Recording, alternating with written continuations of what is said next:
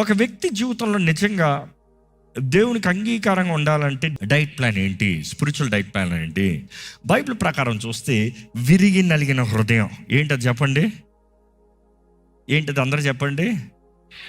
విరిగి నలిగిన హృదయం, బ్రోకెన్నెస్. అగైన్ విరిగి నలిగిన హృదయం అన్నప్పుడు దీన హృదయం, బ్రోకెన్ హార్ట్, హంబుల్ హార్ట్, తగ్గించుకున్న వ్యక్తి. దేవుడు నాకు తెలియజేయబడుతుంది 2 Chronicles 7:14 నా పేరు పెట్టబడిన నా ప్రజలు తమ్ము తాము తగ్గించుకుని వారి చెడు మార్గంని విడిచి నా ముఖాన్ని వెతికిన ఎడల నేనేం చేస్తాను? వారి దేశాన్ని స్వస్థపరుస్తా. చూసి వారి దేశాన్ని బాగు చేస్తా. అంటే నీవు తగ్గించుకుని నా ముఖాన్ని వెతికితే, నీ చెడు మార్గాన్ని విడిచిపెట్టి, if you can see what I need, leave what I hate, seek my face. దేవుడు అంటున్నాడు, నేను వారి దేశాన్ని స్వస్థపరుస్తా. నన్నే కదా స్వస్థపరచబడుతున్నాడు. God is saying don't be so jealous, so selfish. నీ వరకే కాదు, నువ్వు బాగుండాలంటే నీ చుట్టూ ఉన్న వాళ్ళు బాగుండాలి. నువ్వు బాగుండాలంటే నీ దేశం బాగుండాలి. దేశం కరువులో చస్తూ ఉంటే నేను బాగా ఉంటానంటే చెప్పేది కాదు. నిన్ను బట్టి నీ దేశం దీవించబడాలని దేవుడు ఆశపడుతున్నాడు. నీవు తగ్గించుకుంటే నిన్నుని బట్టి నీతిమంతుడు, కనీసం 10 మంది నీతిమంతులు ఉంటే సొదొమ గొమొర్రాని దేవుడు కాపాడుతానన్నాడు కదా. నీతిమంతుడు లేడనే కదా ఆ ప్రాంతాన్ని దేవుడు నాశనం చేశాడు. ఈరోజు దేవుడు అంటున్నాడు, నా పేరు పెట్టబడిన నా ప్రజలు, విశ్వాసులు అని చెప్పబడుతున్న మనము, క్రీస్తుని సొంత రక్షణకి అంగీకరించమని చెప్తున్న మనల్ని మనం తగ్గించుకుని ప్రభువుని వెతుకుతే దేవుడు మన దేశాన్ని స్వస్థపరుస్తాడు. So number 1 spiritual diet, brokenness, తగ్గింపు కలిగి ఉండాలి. ఇంకా దేవుని వాటిలో చూసినప్పుడు అండి, కీర్తనలో 34:18 ఒకసారి తిప్పుదామా? విరిగిన హృదయము గలవారికి యెహోవా ఆసన్నుడు, నలిగిన మనస్సు కలిగిన వారికి ఆయన రక్షించును. నలిగిన మనసును కలిగిన వారిని ఆయన రక్షించును. విరిగిన హృదయానికి, నలిగిన హృదయానికి దేవుడు దగ్గరకు అంటాడంట, దేవుడు రక్షిస్తాడంట. See, that is what I said. If you want personal revival, దేవుడు మీకు దగ్గరగా చేరాలంటే మీలో ఏముండాలి? విరిగి నలిగిన హృదయంని దేవుడు అలక్ష్యం చేయడం దేవుడు నాకు తెలియజేస్తుంది. దేవుడు ప్రేమిస్తాడంట. ఇంకా దేవుని వాటిలో చూసినప్పుడు మత్తయి సువార్త 5:3 చూసినప్పుడు, ఆత్మ విషయమై దీనులైన వారు ధన్యులు, పరలోక రాజ్యము వారిదే. మన ఆత్మలో దీనులుగా ఉంటే, ఎందుకంటే ఈ హృదయము అన్నిటికన్నా మోసకరమైంది, గర్వంతో నిండి ఉండేది హృదయం. మానవ హృదయం బై డిఫాల్ట్ రీసెట్ కొట్టామనుకో, బై డిఫాల్ట్ గర్వం. నాకు తెలుసు, నేను గొప్ప, నేను ఏమనుకుంటున్నావు, ఇదే మనుషుడు మాట అంట. నీ హృదయాన్ని ఎవడైనా టచ్ చేశాడో ఎక్కడ లేని ఫీలింగ్ వచ్చేస్తుంది. నీ గురించి ఏదైనా ఒక్క మాట అంటే చూడండి, మనసులో దిగిపోతాడంటావు. ఇంకో మాటలో చెప్పాలంటే లైఫ్ టైం మర్చిపోవు. ఆ మనిషి నీ ఫ్రెండ్ అయిపోవచ్చేమో, కానీ ఎన్ని సంవత్సరాల ఫ్రెండ్షిప్ అయినా కూడా ఆ మాట జ్ఞాపకం చేసుకుంటూనే ఉంటావు, మర్చిపోవు. దేవుడు అంటున్నాడు, నీ హృదయం విరగాలి, నలగాలి, గర్వం నీలోండి బయటకు పోవాలి. నీలో దీనత్వం అంటే, to be honest, a broken heart is a character, ఒక స్వభావం. మన హృదయం విరిగి నలిగిన హృదయం కలిగిన వారిని దేవుడు ఎలా చూస్తాడంటే, హీఈస్ అట్రాక్టెడ్. దేవుడు ఆకర్షణీయుడు అవుతాడు. If you can see brokenness in you, God is attracted to you. You want to attract God. అదే దేవుడు నాకు తెలియజేస్తుంది. ఆయన దీనులకి దగ్గరకు ఉంటాడంట. విరిగి నలిగిన హృదయాన్ని దేవుడు అలక్ష్యం చేయడంట. He will not neglected. He likes broken hearted people. అంటే జీవితం అంతా పాడు చేసుకుని కూర్చోరా అని అర్థం కాదు. జీవితం ఎంత బాగున్నా కూడా హృదయంలో తగ్గింపు ఉండాలి. when I say brokenness, I'm talking about humility, తగ్గింపు. ఆయన సన్నిధిలోకి వచ్చినప్పుడు కూడా తగ్గించుకోవాలి. ఉపవాసం అంటే ప్రార్థన చేస్తున్నాం అన్నప్పుడు తగ్గించుకుని ప్రభువా మనస్ఫూర్తిగా, నీ ప్రభువాలోనే తెలిసిపోతుంది ఆయనకి నీ హృదయం ఎలాగుందో. నీ ప్రభువా పలికే మాటలోనే నీ యాటిట్యూడ్ ఎలాగుందో తెలిసిపోతుంది. మనం తగ్గించుకుని ప్రార్థన చేయాలనేది దేవుని వాక్యం తెలియజేస్తుంది. అదే సమయంలో సెకండ్గా చెప్పిన రీతిగా కాన్సిక్రేషన్, బైబిల్ నుండి చూడాలంటే కొన్ని వచనాలు, పేతురు రాసిన మొదటి పత్రిక 2:9 మీరు ఏర్పరచబడిన వంశము, రాజులైన యాజక సమూహము, దేవుని మహిమార్థమై ఆశ్చర్యకరమైన వెలుగులోకి మనము పిలవబడిన వారమంట. We are chosen, which means consecrated, separation. మన జీవితంలో సపరేషన్ ఉండాలి. You see the word holy means set apart. One of the translations for the word holy means set apart. మనం దేవుడు పరిశుద్ధుడు అన్నప్పుడు ఆయనకి సాటి ఎవరు లేరు, ఆయన పోలి ఎవరు లేరు, ఆయనకు లాగా ఎవరు లేదు. He set apart. మనం కూడా ఏర్పరచబడిన వంశం. దేవుడు అంటాడు, నేను పరిశుద్ధుని కాబట్టి మీరు కూడా పరిశుద్ధులై ఉండాలి. విచ్ మీన్స్ సెట్ అపార్ట్, ఏర్పరచబడిన వారు ఉండాలి. Your life has to be set apart. మనం లోకల్లాగా బ్రతుకుతానికి లేదు. If you really want personal revival, మీ జీవితంలో దేవుని ఆత్మకార్యాలు జరగాలంటే, మీరు దేవునికి దగ్గరగా ఉండాలంటే, దేవుడు మీతో మాట్లాడాలంటే, you see, let me be very honest. ఈరోజు క్రైస్తవత్వం అంతా ప్రార్థన చేసుకో, వాక్యం చదువుకునే దాంట్లో అయిపోతున్నారు, కానీ జీవిత విధానాన్ని సరిగా బ్రతుకు అనేది మర్చిపోతున్నామండి. ఎందుకంటే ఈరోజు కావాల్సినంత వాక్యాలు కోట్ చేయగలుగుతున్నాము, కావాల్సినంత ఓతపద ప్రార్థనలు చేయగలుగుతున్నాము. జీవిత విధానాన్ని చూస్తే మాత్రం తగ్గింపు లేదు, గర్వము, స్వార్థము. దేవుడు మనల్ని చూస్తే మనం విరిగి నలిగిన హృదయం కలిగిన వారిగా కనబడుతున్నామా, లేకపోతే గర్విష్ఠులుగా కనబడుతున్నామా? ఎందుకంటే దేవుడు హృదయ రహస్యాలు ఎరిగిన దేవుడు అంట. He knows your deep down inner secrets. నీ రహస్యాలు దేవునికి తెలుసు. నీ హృదయంలో తలంచే తలంపులు ఆయనకు తెలుసు. నువ్వు బయట మాట్లాడేది కాదు, లోపల తలంచేది తెలుసు. Is God finding pride in your self? Is God finding ఆరోగెన్స్ in your self? నీలో గర్వము, అహంకారము, కుళ్ళుబోతుతనము, ఇతరులను చూస్తే అసూయ, ఎలాంటి బుద్ధులు కనబడుతున్నాయా? లేకపోతే దేవుడు నీలో విరిగిన హృదయాన్ని చూడగలుగుతున్నారా? దేవుడు హృదయాన్ని పరీక్షిస్తున్నాడు, ఫేస్ని బయట పరీక్షిస్తాం కాదు. Why I would say this point అంటే, ఎలాగ ఉంటాం? కొంతమంది చూస్తే నిలబడేది ఇట్లుంటుంది పోస్చరు. కొంతమంది మామూలుగా కాదు, ఎవడైనా సరే నవ్వకుండా మామూలుగా ఫేస్ పెట్టండి. ఒకసారి అందరు మామూలుగా ఫేస్ పెట్టండి, డోంట్స్ ఫైన్. మీ పక్కన చూసి మామూలుగా ఫేస్ పెట్టు, ఎట్లా కనబడుతుంది? సీరియస్గా కనబడుతుందంట. Do you know that? If you don't smile, just stand serious, normal. సీరియస్గా ఉంటామంట, కోపం పెట్టక్కర్లే, జస్ట్ నో ఎక్స్ప్రెషన్, సీరియస్గా ఉంటామంట. అనేక సార్లు మనం ఇతరులను అపార్థం చేసుకుంటాం. ఎందుకు తెలుసా? వారు నీకు ఏ ఎక్స్ప్రెషన్ చూపించకపోవచ్చు, కానీ వారు నిన్ను చూసినప్పుడు ఏందో ఆడు ఇట్లా వస్తున్నాడు, అర్థమైందా? అందుకని God is not going to just read your face image, he's reading your heart. నీ హృదయాన్ని పరీక్షిస్తున్నాడు దేవుడు. కొన్నిసార్లు మనలో ఉన్న వేదనకి మన బయట నవ్వు రాదు, లోపల ఉన్న పోరాటాలకి బయటికి నవ్వు రాదు. ఇతరుల జీవితంలో మనకి ఏం జరుగుతుందో తెలియదు, కానీ అనేకసార్లు అపార్థం చేసుకుంటాం. కానీ దేవుడు అంటే నీ హృదయాన్ని చూస్తున్నాడు, నీ బాధను చూస్తున్నాడు, నువ్వు ఎందుకు సీరియస్గా ఉన్నా కూడా చూస్తున్నాడు. If the reason is valid, నీవు నిజంగా పోరాటంలో ఉన్నావంటే నేను ఆదుకుంటానికి ఫస్ట్ దేవుడు ఉంటాడంట. ఆయన దీనుల దగ్గరగా ఉంటాడంట. So the second thing is consecrated. మనం ఏర్పరచబడిన వారుగా, ప్రత్యేకించబడిన వారుగా ఉండాలి. మూడోది, మన జీవితంలో we need to have hunger for God. దేవుని కొరకు ఆకలి కలిగి ఉండాలి. మీ యాపిటైట్ ఏంటండి? What is your appetite? ఎందుకంటే ఒక్కొక్కరికి ఒక రకమైన యాపిటైట్. ఒకరికి ఏమో డబ్బు యాపిటైట్, కొంతమందికి డబ్బు యాపిటైట్ కాదు, ఫేమ్ యాపిటైట్. ఫేమ్ కొరకు ఎంత డబ్బును ఖర్చు పెడతాడు, ఉన్నదంతా ఇచ్చేస్తాడంట. రూపాయి లాటు పెట్టుకోడంట, అందరు 10 మంది మాత్రం ఆయన చూస్తే చప్పట్లు కొట్టాలి, అట్లా ఉంటాడంట. కావాలంటే 10 కోట్లు అప్పు పెట్టుకుంటాడంట, కానీ తగ్గడంట. కానీ కొంతమందికి ఏంటి, నువ్వు నన్ను చీకొట్టినా పర్వాలేదు, నాకు బ్యాంకులో బ్యాలెన్స్ ఉంటే చాలు.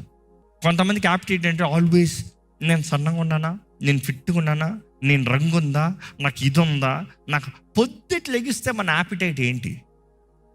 ఎందుకంటే first thing that is on your mind. పొద్దుట్లు లేచిన వెంటనే ఏంటి చూడండి, ఇస్ గాడ్ యాపిటైట్? పొద్దుట్లు లేచిన వెంటనే దేవా దేవా దేవా దేవా దేవా అంటూ లెగిస్తున్నావా, లేకపోతే ఫోన్ ఏది అంటూ లెగిస్తున్నావా? కొంతమంది పాపం బై మిస్టేక్ ఎవరైనా వాడు పక్క నుండి పొద్దుటికి ఫోన్ పక్క తీసి ఛార్జ్ పెడితే చాలు, ఫోన్ కనపడపడితే అంతే, ఎవరు నా ఫోన్ తీసాను గోల చేస్తారు. But then I'm asking you, what is your appetite? Are you really hungry for God? దేవుని కొరకు ఆకలితో ఆశతో ఉన్నారా? దేవుని వాక్యం తెలియజేస్తుందండి.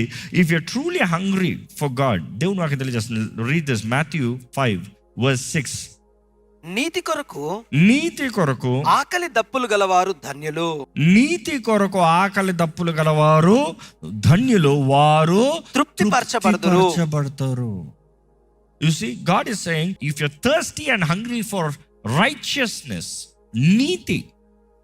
అనేక సార్లు ఏంటి నీతి అంటాం. నేను ఎప్పుడు గ్రహించింది ఒకటే బైబిల్లోనండి. నీతి అన్నదప్పుడు ఒక వ్యక్తి దేవుని ముందు సరిగా బ్రతకగలిగినాడు.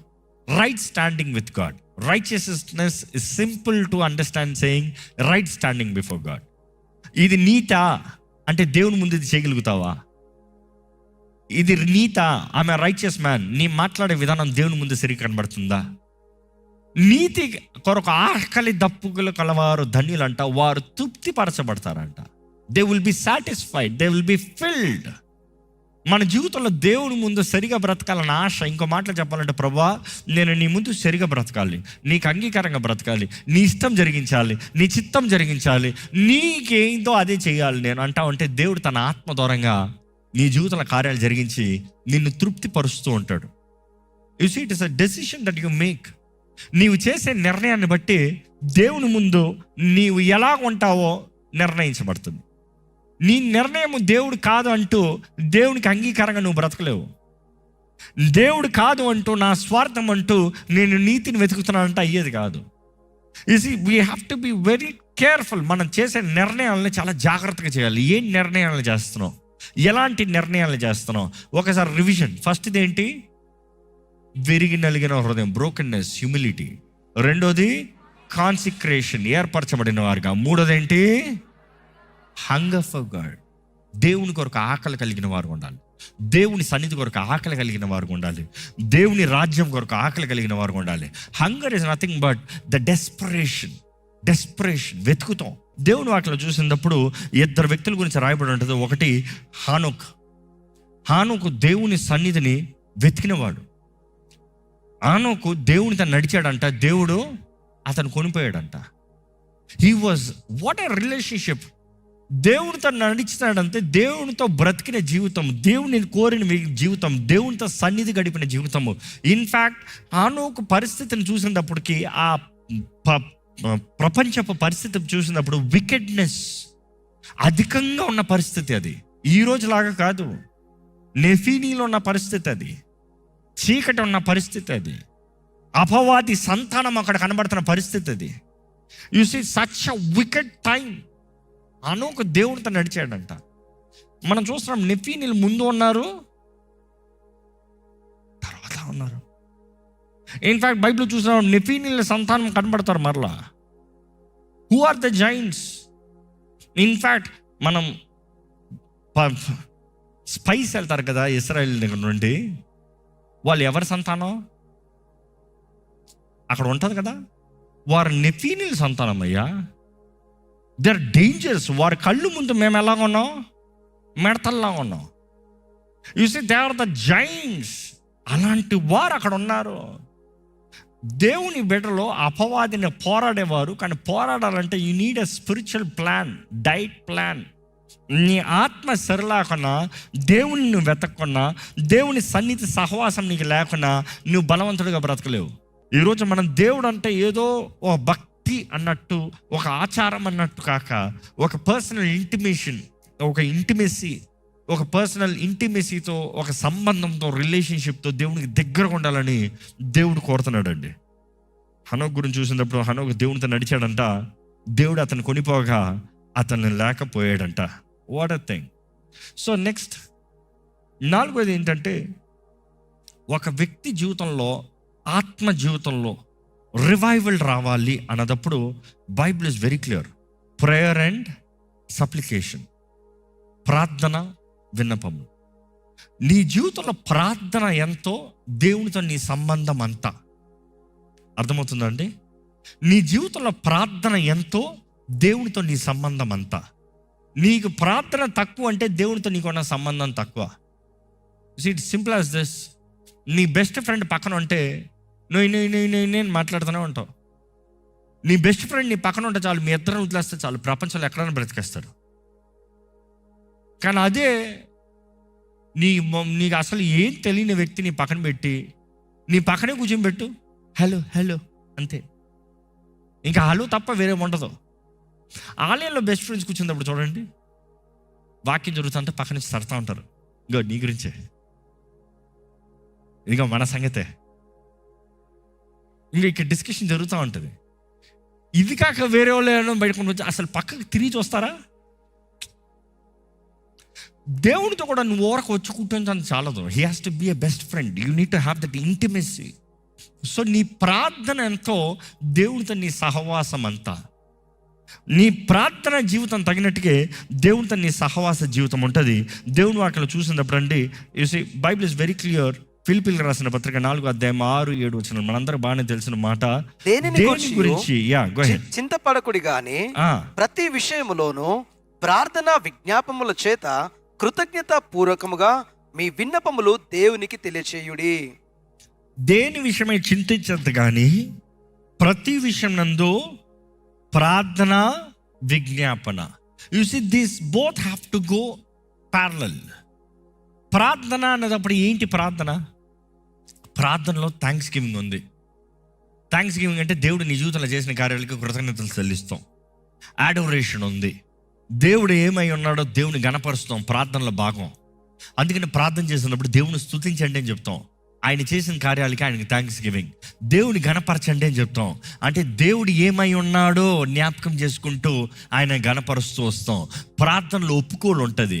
మన పాపాలని, మన దేవునికి విరోధంగా చేసిన కార్యాలని, మన జీవితంలో కలిగిన చిన్న చిన్న పొరపాట్లు, ఆ రోజుకి చేసిన ప్రతి పొరపాటుని అక్కడికి దేవునితో సెటిల్ చేసుకుంటాం. కన్ఫెషన్. ప్రార్థనలు చూసినప్పుడు ఇట్ ఇస్ పిటిషన్. నీ అవసరతలను ప్రభుకు తెలియజేస్తావు. ప్రభా నాకు ఇది కావాలి, ప్రభా నా జీవితంలో ఈ సహాయం కావాలయ్యా, నా జీవితంలో ఈ కార్యం జరగాలయ్యా, please help me in this Lord. Petition. అదే సమయంలో ప్రార్థనలో ఇంటర్సెషన్. నీ స్నేహితుల కొరకు, నీ కుటుంబం కొరకు, నీ బంధుమిత్రుల కొరకు నువ్వు విజ్ఞాపన చేస్తున్నావు. You are interceding, you are praying for others. నీ కొరకు మాత్రమే కాదు, ఇతరుల కొరకు కూడా ప్రార్థన చేస్తాం. దేవుని వాక్యం చూసినప్పుడు ప్రార్థన ఎంతో ప్రాముఖ్యమైంది. యేసు ప్రభు ఈ లోకంలో ఉన్నప్పుడు తండ్రితో ఆయన సంబంధం చూసినప్పుడు ఆయన సంబంధము దేన్ని బేస్ చేస్తుందంటే ప్రార్థన బేస్ చేస్తుంది. తండ్రితో యేసు ప్రభు చెప్పచ్చే, నేను దేవుని కుమారుణ్ణి, నేను దేవునికి మోకరించి ప్రార్థన చేయాల్సిన అవసరం ఏముంది అనొచ్చుగా.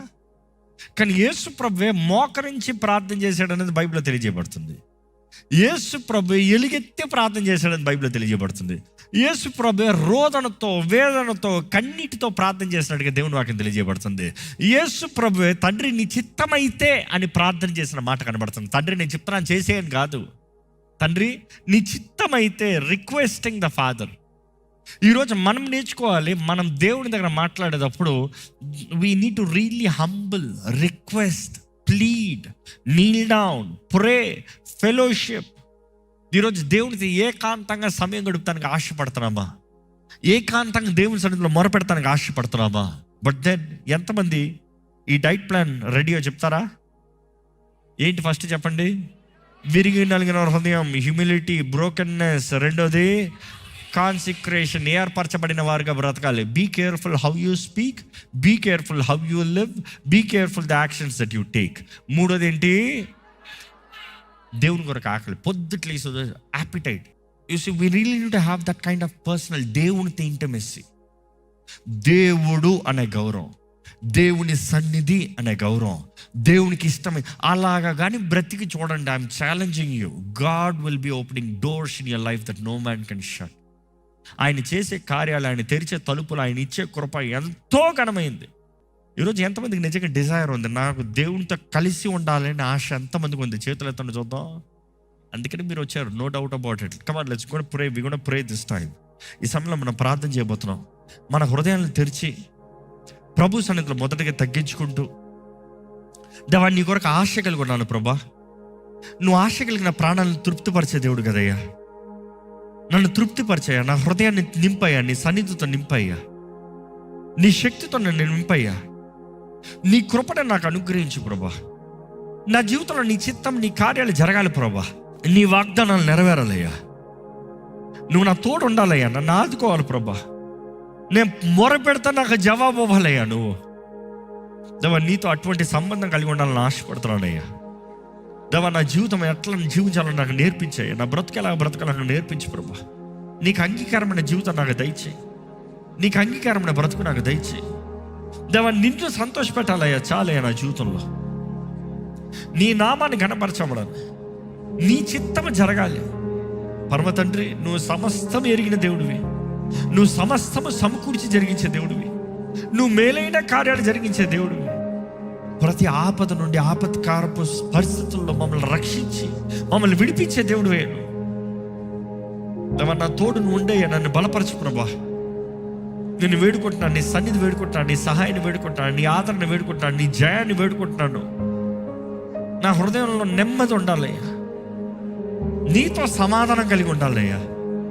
నీ సమాధానం నా హృదయాన్ని ఏలాలి ప్రభా. నా హృదయంలో నెమ్మది, మనస్సు నెమ్మది. నా చుట్టూ ఎన్నో పోరాటాలు ఉండొచ్చేమో, ఎన్నో ఆపదలు కనబడచ్చేమో, మనుషులు ఎన్నో తలంపులు నాకు విరోధంగా తలంచి ఉండొచ్చేమో, కానీ ప్రభువా ఇదిగోనయ్యా, నీవు నా పక్షాన ఉంటే, నీతో నేను సరిగా ఉంటే నా జీవితం అంతా మేలే కదా ప్రభా. నన్ను బలపరచు ప్రభా, నన్ను నడిపించు ప్రభా. అడగండి దేవుడి సన్నిధిలో, మీరు అడగండి. ఏంటి మీరు ఆశపడుతున్నది ఏంటి? What is the experience you want with God? దేవునితో మీ బ్రతికి ఎలా ఉండాలని ఆశపడుతున్నారు? ఆయన నమ్మదగిన దేవుడు, no doubt. But are you faithful to God? Are you trustworthy to God? Are you accountable to God? Do you have peace in your life? దేవా, నువ్వు నాకు ఇచ్చిన ఈ జీవితం నీకు లెక్కప్ప చెప్పాలయ్యా. నువ్వు ఇచ్చిన ఈ జీవితం నీ మహిమాత్మై జీవించాలయ్యా. నువ్వు ఇచ్చిన ఈ బ్రతుకు నిన్ను గణపరుస్తూ జీవించాలయ్యా. దేవా, నీ తోడు, నీ సహాయం నాకు అన్ని విషయాలు కలగాల ప్రభా. నాకు ఈ సంవత్సరం నువ్వు తోడుండు, నువ్వు నన్ను ఆదుకో ప్రభా, నువ్వు నన్ను బలపరచు ప్రభా, నువ్వు నన్ను నడిపించు ప్రభా. విరిగి నలిగిన హృదయం దేవుడు అలక్ష్యం చేయడండి. విరిగి నలిగిన హృదయం కలిగిన వారి కొరకు దేవుడు ఎదురు చూస్తున్నాడండి. దేవుడు వెతుకుతున్నాడంట, ఆయన కళ్ళు వెతుకుతున్నాయంట.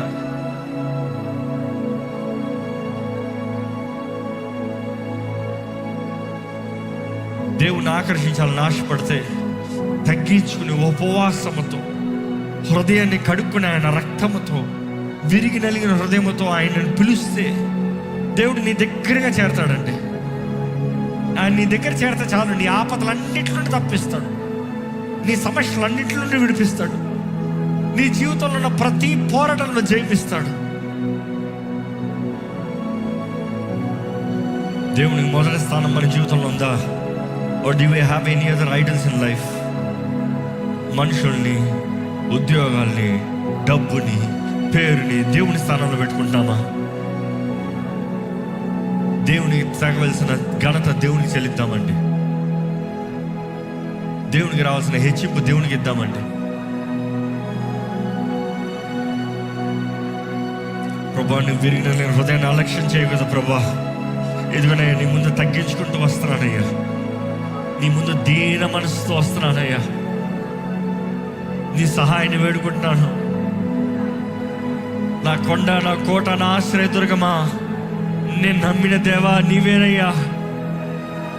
నన్ను విడిపించగలిగింది నీవే, నన్ను స్వస్థపరచగలిగింది నీవే, నన్ను ఆదుకోగలిగింది నీవే,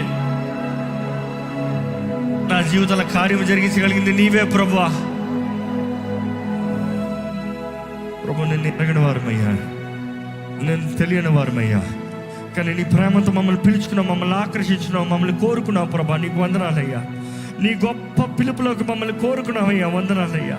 మేము నీ సొత్తు ప్రభా, మేము వెలపెట్టి కొనబడిన వారమయ్యా, మేము మా సొత్తు కాదయ్యా.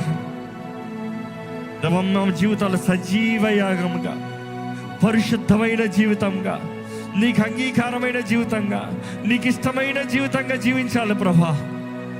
మా జీవితాలను మలచేయ, మమ్మల్ని సరిదిద్దయ్యా, మమ్మల్ని మార్చు ప్రభా. మా జీవితంలో మేలు జరిగించు ప్రభా. మా జీవితంలో సమాధానమును అనుగ్రహించు ప్రభా. మా జీవితంలో నీ చిత్తము జరిగించు ప్రభా. నీ త్రోవలో మేము నడవాలి, నీ సాక్షులుగా మేము నిలబడాలి. మేము ఏది చేసినా నీ మహిమార్థమే ఉండాలి ప్రభా. నిశ్చితంగాని వ్యక్తులు, మాటలు, క్రియలు మా జీవితంలో నుండి తొలగించు ప్రభా. నీకు ఇష్టం లేని ఏ వ్యక్తి మా జీవితంలో ఉండకూడదయ్యా. నీకు ఇష్టం లేని సహవాసాలు, సంబంధాలు మా జీవితంలో ఉండకూడదయ్యా. మా జీవితంలో నీకు ఇష్టం లేని కార్యాలు జరగకూడదు ప్రభా. నీ ఆత్మని బాధ పెట్టేది, నీకు విరోధమైంది మా జీవితంలో ఉండకూడదయ్యా. నిన్ను సంతోషపెట్టే జీవితాలు మా జీవితంలో ఉండాలి. నిన్ను కనపరిచే జీవితాలుగా మా జీవితాలు ఉండాలి. నిన్ను మహిమపరిచేదిగా మా జీవితాలు ఉండాలి. నీకు అంగీకారంగా మా జీవితాలు ఉండాలి ప్రభా.